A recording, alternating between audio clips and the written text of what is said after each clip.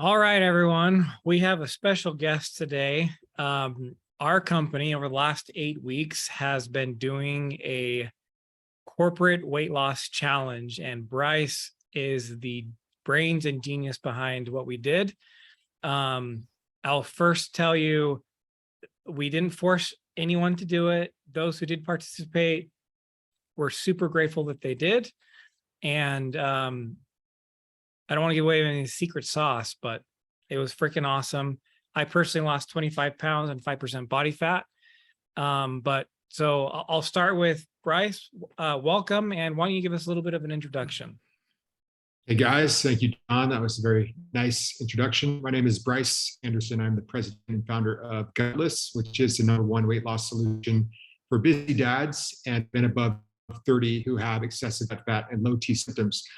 Recently, we moved into the corporate space, and so now we're working with both men and women, and we're launching a Gutless for Women, which is a different animal because the female anatomy and the female endocrine system is different than men's, so there are different needs. So we've kind of changed the program up a lot to fit the needs of corporations that have both men and women who want to take advantage of Gutless. But at the core of what we do is address the hormonal component behind weight loss that most weight loss programs are missing.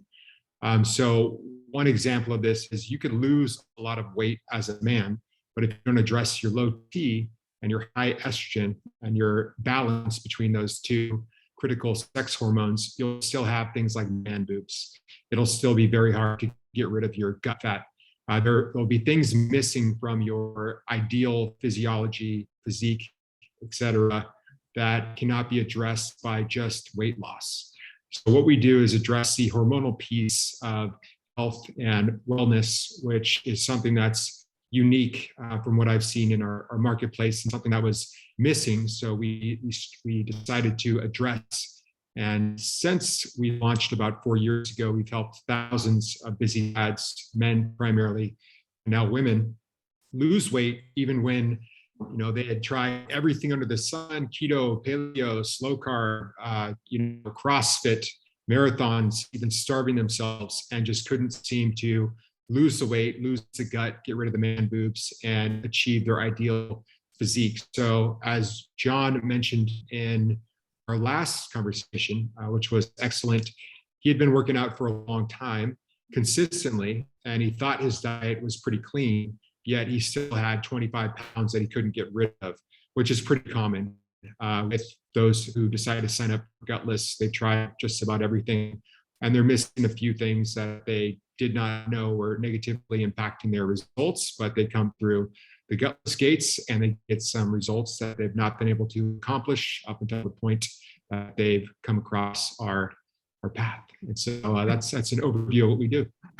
So one of the first things that I found fascinating, because I mean, not only did I lose the 25 pounds and the 5% body fat, like you just mentioned, I have more of a chest, like one of those like strong looking chests. It's like you see actors and you're like, how come my chest doesn't look like that? I'm doing push-ups, I'm doing bench press, I'm doing flies. Am I not doing the right amount? So you spend a lot of time in the first couple of weeks talking about the science. What was that? Like, what is it? How does the testosterone work? And then, I mean, you mentioned how belly fat then also it kind of makes the cycle even worse. So can you talk to that point? Yeah. So in a nutshell, there's 3 ways to naturally boost your testosterone. You have dietary, you have supplementary, and then you have behavioral. So we'll talk through all of those, give you some broad strokes, and we can't dig into all the science behind what we do today. We don't have enough time, but it's really critical for men to understand what's going on with their testosterone after the age of 30. So after the age of 30 years old, as a man, your testosterone output starts going down by 1% a year. And by the time you're 40 years old, it hasn't gone down by just 10% when compared to what you're producing at 30. It's more like 12 to 15, because that 1% becomes 2 and then 3 and gets bigger and bigger with each and every passing year as a man. So when you look at dad bods, this is kind of funny, but dad bods, quote unquote, happen in the 30s. And statistically speaking, men have kids at 30 years of age. The average age of a firstborn for a man is 30 years of age, which is the same time that a dad gets a dad bod. So that's exactly the same time their T decline, testosterone output decline, starts to happen. So we see these changes, as John was mentioning, in the pectoral region, for example. And so when you have less testosterone, your relative estrogen is much higher. And then estrogen is the reason that women have breasts or boobs, which are primarily comprised of fatty tissue, fat cells, and men have muscle in their chest. But after the age of 30, they start getting more fat in their chest because of this testosterone to estrogen imbalance, which starts to happen after the age of 30. Another thing that happens is as your testosterone goes down, your estrogen goes up, your gut fat starts to go up. And a lot of people don't know this about gut fat, but visceral fat is what men tend to put on in their guts. You see a lot of guys, some of them have the spare tire and they have subcutaneous fat that can be pinched and grabbed. But a lot of men just have a big bulging gut and they have a lot more visceral fat or fat underneath their muscle than they do subcutaneous fat, which is on the other side of your muscle, abdominal muscle sheath. And so visceral fat produces something called aromatase. Aromatase is an enzyme that takes the remaining testosterone that you're still producing, which is going down by 1% every year, then 2, then 3, and it produces, it converts it into the female hormone known as estrogen. So the more gut fat you have, the less testosterone you have. And the less testosterone, the more gut fat. So what Gutless does is breaks the low T gut fat connection and restores your natural hormonal balance. So you can finally get rid of your gut fat, get rid of the man boobs, get your sex drive back, start to gain muscle in your chest and start to see what John's talking about, which is a more muscular appearance rather than kind of a squishier, softer chest region, which most men do not want. So that's the basic science behind it. Okay. And then did you want to talk about the 3 ways that you can boost testosterone naturally? Totally. Yeah. Okay. So dietary. There are foods that you can eat that will help you with your estrogen levels, meaning there are phytochemical estrogen blockers that can be found naturally in a well-balanced diet. There are also foods that can cause your estrogen to go up. So there are foods that are pro-testosterone, anti-estrogenic, and they also help with your insulin sensitivity. Insulin responsiveness or insulin sensitivity is responsible for something called food partitioning, which is what your body decides to do with food when you put it in your mouth, it reaches your stomach, and it's broken down. So that's a dietary piece of boosting testosterone. There are foods that boost your testosterone, foods that kill your testosterone, and foods that increase your estrogen levels. And then you also have cortisol. So cortisol is super important. It can also be addressed through diet to an extent, but that lives more under the second 2 houses. So we have behavioral. Behavioral is going to encompass things like, are you exercising, right? So if you're not exercising at all, you're going to be getting heavier. It's not just about exercise, but in general, exercise helps with cortisol reduction. It also helps with testosterone production for that reason and some other reasons. You also have to look at sleep. How much you're sleeping impacts your testosterone and cortisol significantly. So if a man's sleeping less than 7 hours a night, that's a problem. You need not just 7 hours of sleep, you also need REM sleep, rapid eye movement, stage 4, stage 5 sleep in order to produce testosterone. So with morning wood, for example, men get that as a result of having adequate testosterone levels, but also getting REM sleep. So making sure they're getting the right amounts of sleep. We produce a lot of testosterone, the most testosterone in our sleep. So that's why in the morning, men get morning wood or they do not. It has to do with whether or not they're producing adequate levels of testosterone when they go to sleep, and then what their baseline testosterone levels are in general. And so alcohol is another big one. You can drink some alcohol and still produce adequate testosterone, but the problem with alcohol is it kills your REM sleep. It'll keep you out of REM sleep. And so if you have a lower quality of sleep, it doesn't matter if you slept for 7 or 8 hours. If you were drinking heavily, you could sleep for 10 hours and you're not going to get restorative, restful, testosterone producing sleep. And then in addition, your cortisol levels are going to be higher. So from an overall weight loss standpoint and a testosterone standpoint, higher cortisol levels mean you're more likely to engage in behaviors that are going to continue making you fatter, overweight, eating the wrong foods, having more hunger, being more uncomfortable. So psychologically wanting to reach out to that Snickers bar or whatever it is that's going to make you feel good in the moment, but only make you feel worse later. If you're underslept and your neurochemicals and then your hormones and everything is off, you're going to be more likely to overeat and make bad decisions, and the cortisol levels are going to be higher. And then with alcohol also produces aromas. So alcohol is it's estrogenic in essence. And so we won't get into the ways that we recommend drinking alcohol strategically to avoid some of these things, but there are ways to do that. And so then we have supplementary. So we have a product called T-Force. You need 5 essential supplements to keep your testosterone up, your estrogen down, and keep your cortisol levels in check, which helps you with sleep. And these things will in turn help with testosterone production, keeping the estrogen down, keeping the cortisol levels down. So we have dietary, we have supplementary, and then we have behavioral ways to boost testosterone. The other way that most people do it, which we do not recommend, and the reasons we don't recommend this, because most men come to Gutless with fears about premorbidity, dying young. They're worried about their blood pressure. They're worried about having high blood pressure, high triglycerides, having high cholesterol. They're worried about having a stroke. They're worried about cancer. They're worried about a lot of the things that TRT or synthetic testosterone puts you at high risk for. So a lot of men feel trapped and they're like, oh shit, I've tried everything. Nothing works. I know this is kind of dangerous and it's expensive and inconvenient. I don't want to take shots, but at the same time, I don't want to be overweight for the rest of my life and feeling tired and sluggish and like I'm, 20 years older than I am.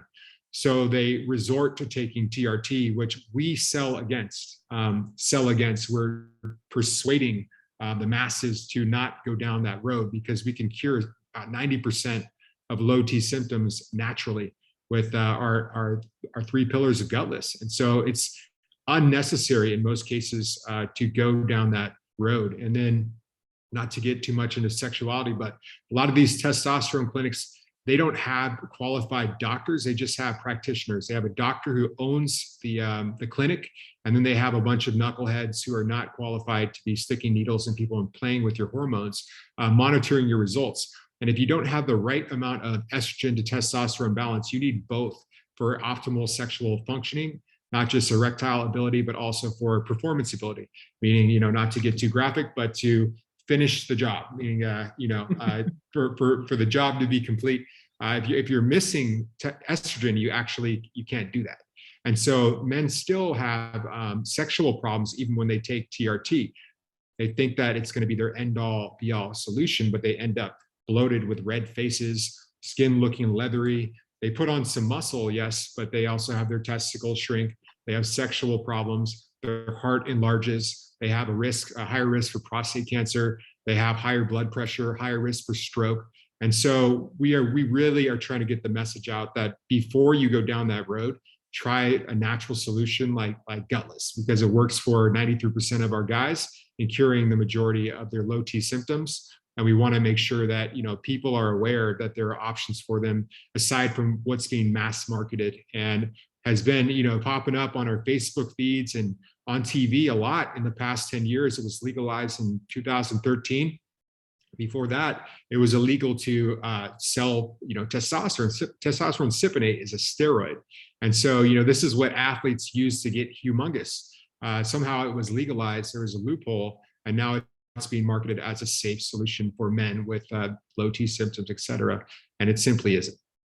Wow. So you guys can imagine 8 weeks of this type of information, obviously spread out. It was super valuable for us. The structures, you have a weekly meeting, right? And during that meeting, we get educated, we get motivated, and then you have some fun challenges for us to do. So like you were talking about blood pressure, I can tell you guys, 2 of our team members, 1 male, 1 female, both of them were able to report that due to the benefits of losing weight through the Gutless program, their blood pressures are both lower. And one of them came back on top of the blood pressure. She was pre-diabetic before this happened, and now she's not anymore. Like, there are some massive benefits, health benefits that happen from a business owner standpoint. I think it's important you understand when your team is healthier, they produce better for the company. We are certainly seeing that. I've always known that. I mean, I noticed this early on in my career when the team members who still found time to exercise during tax season also correlated to be the team members who produced the most and highest quality of work. And so you take that health aspect of what, our hormones do when we exercise regularly, you add in the more important component, as we are taught, is the diet, right? Certainly you have both, but someone can work out and eat like crap and they're not going to look the way they want to or feel the way they could. So keep all that in mind. Bryce, so we had half our group was females. You just talked a lot about testosterone, and I know that some of the females were like, well, how come, like, what do you, so none of this information applies to us. Obviously they had the exact same amazing results we did. Can you talk to that a little bit with the hormones and how they're a little bit different, but how they're also maybe the similarities with women? Yeah, so Coach Jenny, I brought her on because she specializes in female hormones. One of the things that women have to be a lot more careful about is cortisol. So exercising too much as a woman and fasting for too long or fasting at all and restricting calories is actually terrible for your cortisol levels. And so if your cortisol goes up, your body's going to store fat. And so regardless of what you're doing, if you're not aware of that, you could be torturing yourself, on a restricted caloric intake and fasting, doing extended fasts and working your ass off in the gym, and you're still going to be holding on to fat. So one of the females in cohort 13 Incite Tax was really going, pardon my French, with balls to the wall. She was all in, and we love that. But me and Coach Jenny had to check her a few times and explain the science there. Like, hey, you are restricting your calories much more than we're recommending, and you're counting calories, which is not something that we do. So we want you to eat more food. We want you to fast less, and we want you to chill out a little bit on the workouts. And she was like, it's counterintuitive, but she finally did. And so once she did that, her cortisol levels corrected. She was tracking her sleep religiously too. So what's cool is, even though we weren't measuring her cortisol from a day-to-day blood test standpoint, you can tell by sleep behavior, right? So her sleep onset and quality of sleep improved as soon as she started listening to us and making sure that she was eating enough. She wasn't overdoing it on the workouts. And I think at the beginning, we dropped fasting altogether until her cortisol reset. So with women, fasting can be counterproductive. It can raise your cortisol levels because it's putting stress in your body because you don't have food, right? So it can have a negative impact on women to work out too hard, fast for too long, and not eat enough. So there's a fine balance that you need to find with time. And so with Gutless, there's no calorie restriction, right? And we have carbs with every meal. Having a carbless diet is also bad for cortisol levels, right? So with women, you have to realize that that is actually the main thing you want to look at is cortisol. With regards to estrogen and testosterone, actually, aside from D-aspartic acid, a lot of the supplements we recommend are the same for women to help with hormonal optimization. So we have vitamin D, critical, we have magnesium, we have zinc. Those would be the core three. And then, those are good places to start for women. And then watching that cortisol level, super important. And then watching what happens when you make these slight adjustments to your weight, to your energy, to your sleep. Women also can't eat fat like men can. So there's no fat portion controls, or there's no recommended meats to eat in Gutless until later in the program, because I've always said it is more dangerous to be fat than it is to eat dietary fat in the beginning of Gutless, which is what we recommend. Because if we're taking sugars and simple carbohydrates out of your diet, what's going to happen is the pleasure reward center of your brain is going to be screaming. It's going to be like, give me something. Where are my treats? Where's my relief? That's a little addict, right? That you built in that reward center of your brain. So what we do is we hit it with a bunch of fat, and we hit it with fat until your blood sugar levels stabilize and you're not you're not blood sugar spiking and hunger cycling all the time. Once that's discontinued in week 3, week 4 of Gutless, you don't get as hungry, and that pleasure reward center of your brain has died down. Its power has been diminished. And then once that has happened, then we can switch over to leaner meats, because there is an impact that eating bacon and steak every day is going to have on your cardiovascular health that we don't want. But in the beginning, we know for a fact that it's more dangerous to be fat than it is to eat dietary fat, so you are no longer obese. Another interesting fact, if your gut circumference, guys, is more than 40 inches, then you are at a 50% increased risk of dying young, 50%, right? And then so also, you're looking at blood pressure, risk for cancer, low testosterone. Obesity is making you, putting you in a position where you're way more compromised from a blood pressure, cholesterol, triglyceride standpoint, just by being overweight. So we address the weight first, and then we will dial back on fatty meats and ensure that the diet is more balanced and our people aren't eating bacon every day.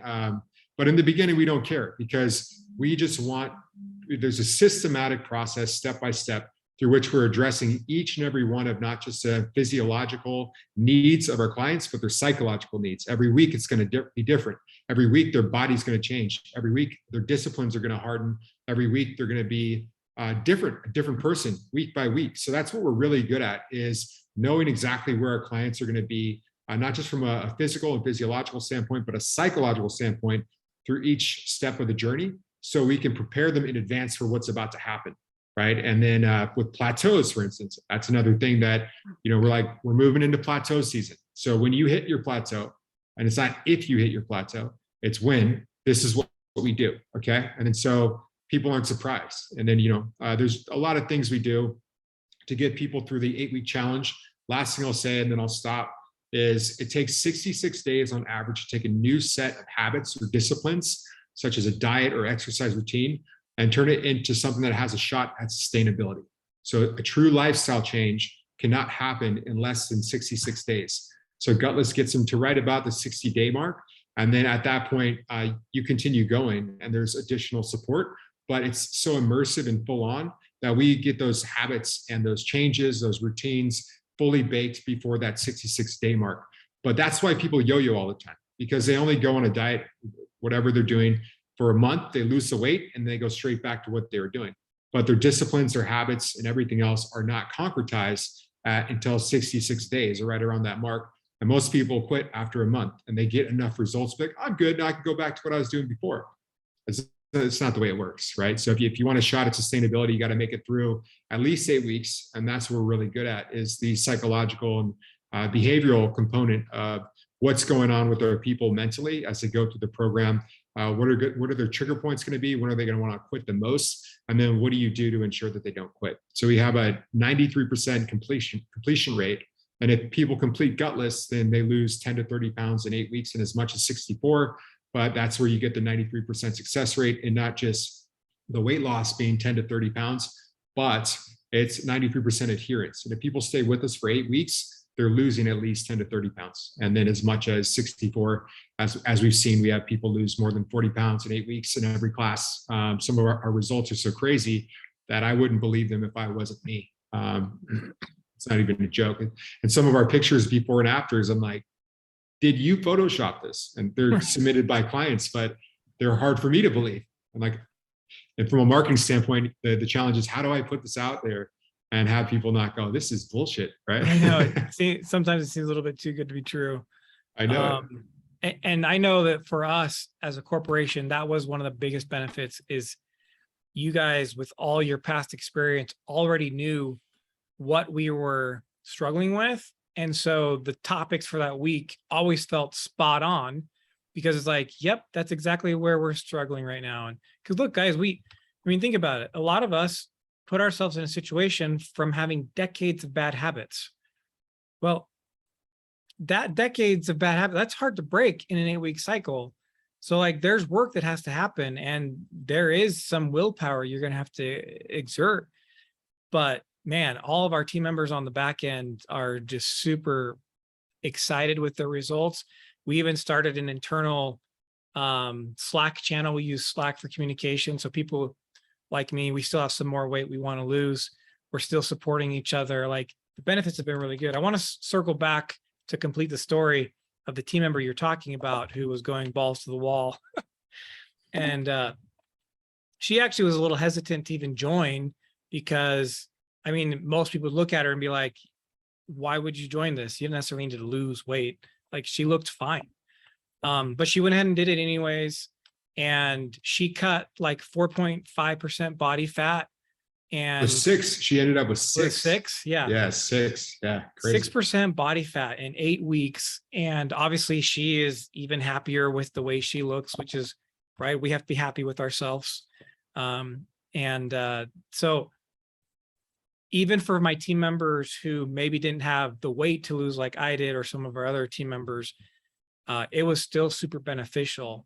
And here's where we'll kind of the last part we'll talk about, because you want to, I think everything that we do as a business owner should help our business grow. And I love supporting our team members. And I mean, it's one of the things that gives me joy in life. That's why I'm an employer. But I also want some sort of return on investing. Obviously, it's not free to do a corporate challenge, but I'm easily going to make back my investment in the corporate challenge because I have team members who are healthier now.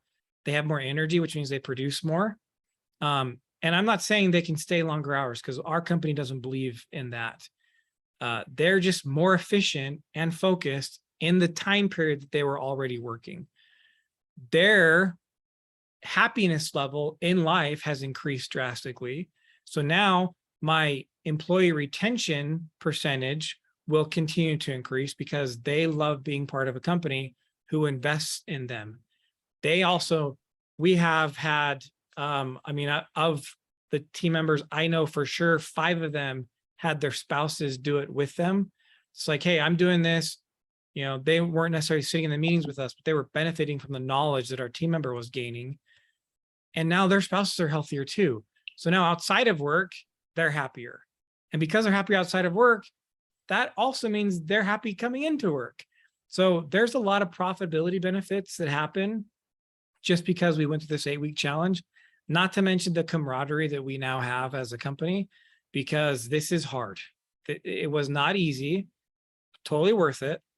And when you do things that are not easy with a group of people, you automatically have a stronger bond. And so we talked about this in the last interview, there's less cliquish. There's nothing more damaging to a culture than having cliques. So we had team members from different departments in these pod groups that you assigned, right? So you're kind of in a group during this course with 6 or 7 other people, and you're competing against another team, you're challenging other teams. Those are the 6 to 7 that you're trying to support the most. And so we had a cross of roles that happened in that pod. And now it's just, the environment here is even happier than what it was before. And all of this is from benefits thanks to doing this corporate gutless challenge. So I couldn't recommend Bryce and his program enough. We will definitely have a link in the show notes so that you guys can check out his program. You work with individuals as well, if anyone doesn't necessarily want to do it with a group. Is that right? Yeah, we have a business to consumer line, which is the core of our business. So we do run challenges every 8 weeks, and B2B is a newer focus. And then we have Gutless for Women as well, which is kicking off soon. And what was really cool to see, and the biggest benefit that I thought you would receive, which you did, you talked about it on our last call, was the breaking down of departmental divisions. So I know this from being a businessman. I haven't been I've been pretty fit my entire life, but I worked at Gartner. I come from advertising, marketing background, corporate background, and a sales background. And, the sales teams typically don't like the marketing people. And it's like, they're not doing their goddamn jobs. And marketing's like, hey, we're sending them leads. They're not closing them. And at the end of the day, all the departments are pointing fingers at each other because the CEO is like, hey, we need more revenue. What's going on? And everybody's kind of like, it's their fault. It's their fault. Yeah. Right. Right. And then same with designers, developers, or senior accountants and junior accountants, controllers, all that. So John, you brought up a good point, which was it broke up the clickiness, any intercompany clicks that existed, and then the departmental divisions, which are part and parcel to running a business and being a part of a corporation, are broken down because we take people from different departments and divisions, and we make them less divided by putting them into teams. And then they're invested in the challenges and the goals that they've set, and the things that they're going to go through together, bring them together, and they force them to work together throughout the course of the program. And then it's personal. So it's something you go through together with your coworkers, but it's a personal journey, and you see people getting vulnerable. You start to see people as humans instead of just, your coworker, person that you go to work and show up to work every day and see, and nothing about them personally.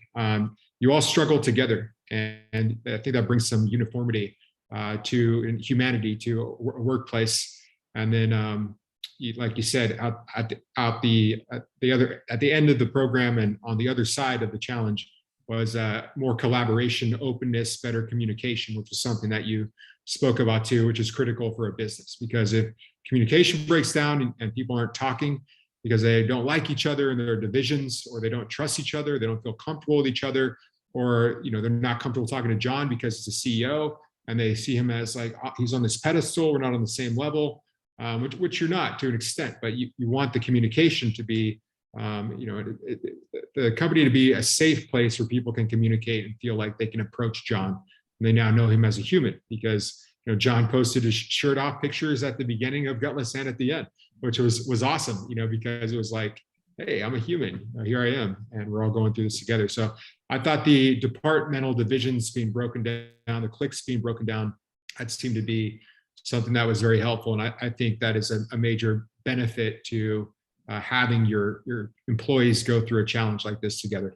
Yeah, totally. And you hit on it, that last part. Like, there is always going to be a perceived hierarchy in any business. I would want my newest employee with the least expensive role to feel comfortable to come in and talk to me. But I know that that's hard just based on the perception the world puts on. I'm a new employee at a entry-level position, and he's the boss.